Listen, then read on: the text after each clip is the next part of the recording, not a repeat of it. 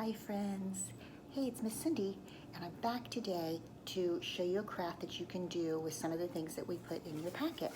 So you had a construction paper and it has something drawn on it. It might be a bear, it might be a heart, it might be a circle, it might be a dog. I'm not sure what yours has on it. They were all kind of different, but I'm going to do mine, and you can do this too. If you cut yours out later and you want to do some more, you just get a piece of paper and find something that you can trace, or you can draw it yourself. A good thing to use, maybe if you've got some cookie cutters around, you can trace cookie cutters. They're really good for tracing. I'm going to do 2 of them and show you what we can do with these little things that we're tracing on our paper. So you can use the ones that we already put in your packet and traced for you. And if you do those and you want to do some more, just get your piece of paper and find something that you can trace and trace some more. So I have a bear and a heart. Now this is going to be a cutting activity. So you're going to need some scissors along with your paper, and you're going to need some glue, and you're going to need the popsicle sticks that we put in your bag too. And there should be one cutout that's already in there for you to use too. So I'll show you what we're going to do. We're going to make some shadow puppets today, and we can use them to tell a story. So for some of you younger kiddos out there, maybe it's hard to cut still, so this is good practice on using your small motor skills to cut around those shapes. And do you see how when I'm cutting, I am putting my fingers in the big hole, 2 fingers, your first 2, and you put your thumb down in the bottom, and you'll cut with your thumb on the top. So you chomp, chomp, chomp. Kind of looks like an alligator's mouth. Chomp, chomp, chomp. And you can take little chomps to go around really intricate little detailed things like my bear. And you might be able to use big chomps if you want to do just a square or a circle. If you're having trouble, you can start off with just some simple shapes like that. So I'm going to go around, but if you notice when I'm cutting, I'm also turning my paper to help me stay on my lines. I'm not only moving my scissors and my hand around, but I move my paper too. That helps me to get my shape. And there's my heart. And then we can cut around and do our bear. So if you've got your papers out, you can start cutting too while we're watching this video. And maybe you'll get one of your shapes cut out at the same time I'm cutting mine. See, notice again how I'm turning my hand and turning the paper. And that just helps me get all those little details cut out to my shape. I wonder what your shape is. Can everybody tell me what shape they have on their paper?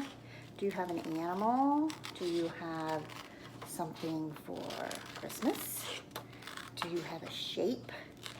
What kind of thing are you going to cut out and make into a puppet today? There's lots of different things out there that you're cutting out. I'm almost finished with my bear. Just keep cutting away. And I'm on the last leg. And there he is.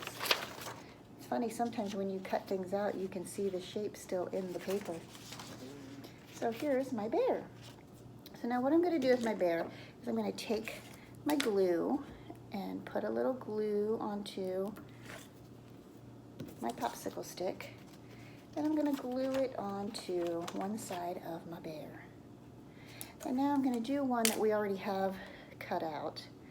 I have a snowman, since there's a bunch of snow out today. I'll do a snowman too.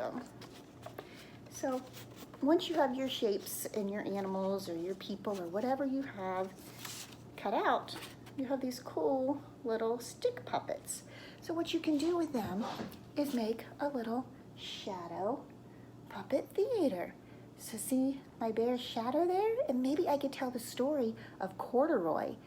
Or, we haven't read Corduroy yet, have we? That's going to be tomorrow. So if you make a bear, keep it for tomorrow. I could make Moon Bear. We read that story already. Moon Bear. Remember he was fishing and then he tried to run away from his shadow, but he couldn't. And he tried to bury it and he tried to hide it.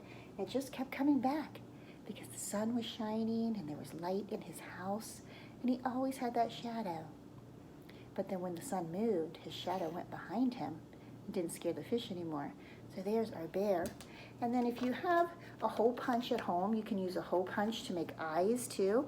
And when you make the eyes, you see that? Our snowman has eyes.